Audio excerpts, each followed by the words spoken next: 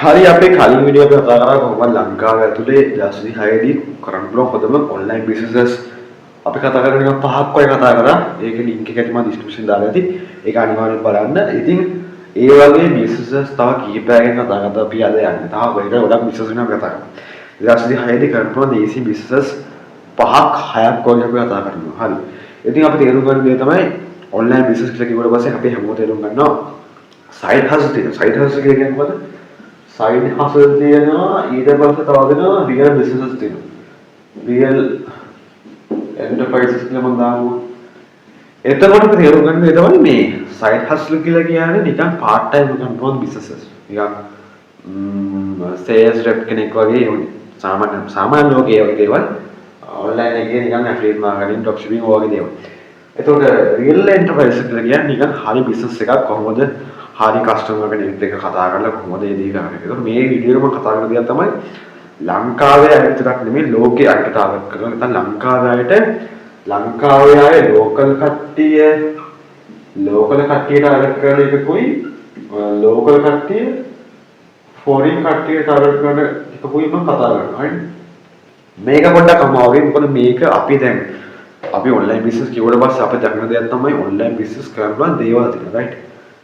Freelancing නම් ෆයිවර් තියෙනවා. නැත්නම් ෆ්‍රීලාන්සින් තාගතන ලින්ක්ඩින් තියෙනවා. නැත්නම් ඊට පස්සේ තව තියෙනවා සෝෂල් මීඩියා නම් සෝෂල් මීඩියා නම් ලක් ලීසිම තියෙනවා. කියන්නේ සෝෂල් මීඩියා තමයි මිනිස්සු හොයාගෙන කරලා ලීසිම විදිය. එතකොට සෝෂල් මීඩියා එකේ අපි තේරුම් ගන්න දෙන්නේ සෝෂල් මීඩියා එක ඇතුලේ ලංකාවේ ඉඳන් රටක කෙනෙක්ව මාන්න හරි අමාරුයි. මොකද සෝෂල් මීඩියා වල ඇල්ගොරිතම් තියෙනවා. අපි ඒක සෝෂල් මොස් මාස්ටර්ක්ලාස් එක කතා කරන මේවා සමහර කතා කරන එක අමාරුයි.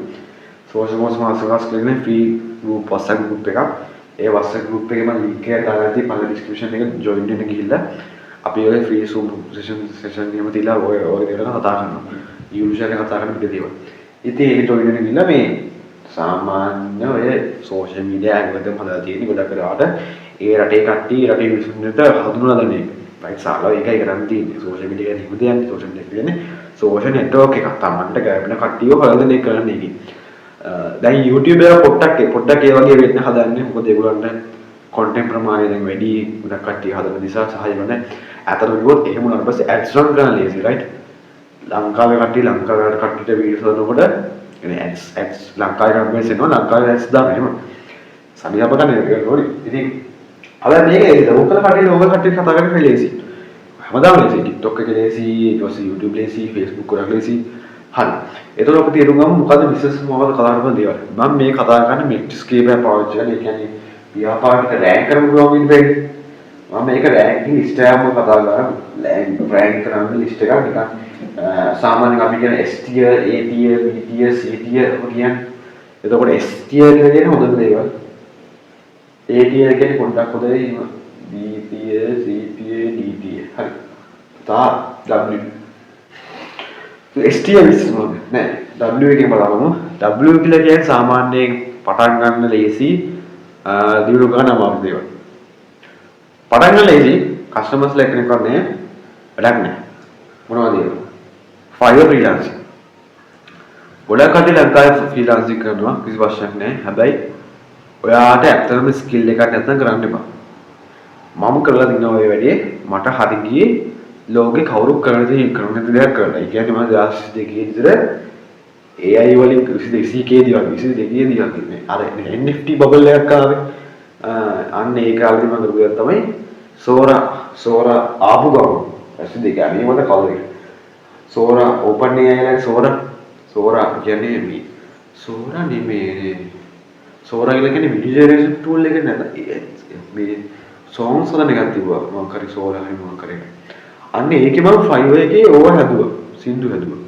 එතකොට ඒ කාලේ AI වල ChatGPT තිබ්බා. හැබැයි ඔය ගොඩක් AI Fiverr එකේ AI කියලා කැටගරි එකක් තිබුණේ. ඒකෙන් මම පොඩ්ඩක් හරි ගියා. හැබැයි හරි ගියාදී ඒක මම එන්ජොයි කරගෙන නැහැ ගොඩක්. Fiverr කියන්නේ හොඳයි. අඹ ගන්න හැබැයි වට හරියට ඉරක් කරන්න. DTA එකේ මම ගන්න දේ තමයි පටන් ගන්න පුළුවන්. හැබැයි ටිකක් ගොඩ යන්න පුළුවන් එකක්. ඇෆිලියේට් මාකටිං නැත්තම් ඩ්‍රොප් ෂිපින් වගේ දේවල්. ඇෆිලියේට් මාකටිං හොඳයි, ඩ්‍රොප් ෂිපින් හොඳයි. තේරුම් ගන්න දේ තමයි කම්පිටිෂන් වැඩි. ලංකාව තුලේ e-commerce කියන නැත්නම් අන්තර්ජාල ව්‍යාපාරතම් වල ප්‍රොමෝට් කරනවා ලේසි නෑ. හරි අමාරුයි. ඉතින් පොඩ්ඩක් අමාරුයි. දරස් ඇෆිලියේට්ස් නැත්නම් ඩ්‍රොප් ෂිපින් නම් ලංකාවේ කට්ටිය ඉන්න ඕන කරන ඩ්‍රොප් ෂිපින් වල සම්බන්ධ දැනගන්න ඕන නම් මට ගෲප් එකේ ඇඩ්මින් මෙසේජ් එක දාන්න. එයා ගාව තියෙනවා දාන්න කට්ටිය ඉන්නවා. අය CDA එකේ ඒවා සාමාන්‍යයෙන් ගන්නේ YouTube channel එක සෝෂල් මීඩියා වගේ දේවල්. හොඳයි සෝෂල් මීඩියා එකේ හොඳයි.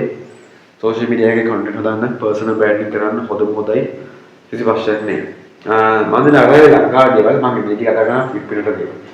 පිටරට දැන් යනවා පොඩි සීන් නම් info products කියලා. මම ගත් සීන් නැත්තම් ගොඩක් ක්‍රියේටර්ස් දැන් මොනවද කරන දේ තමයි info products හදලා කියන්නේ. digital products. හොඳයි කිසි ප්‍රශ්නයක් නෑ කරන්න හොඳයි. හැබැයි අපි තේරුම් ගන්න ඕනේ අමාරුයි. මොකද ලෝකෙ තියෙන වැඩිපුරම scalable business එක තමයි digital products කියලා කියන්නේ. නිකන් copy and paste එකක් ගන්න තියෙන්නේ cost එක කියලා කියන්නේ ඕනතරම් කටිය බලන්න පුළුවන්. හැබැයි ප්‍රශ්නේ මොකද්ද? දෙයක් ස්කේලබල් වෙනකොට ඒ වගේම ගොඩක් කරන එක තමයි වුණා. අන්න ඒ ගැන හොඳ අවබෝධයක් තියාගන්න ඕන. එතකොට ඊළඟ බිස්නස් එක මොකද්ද?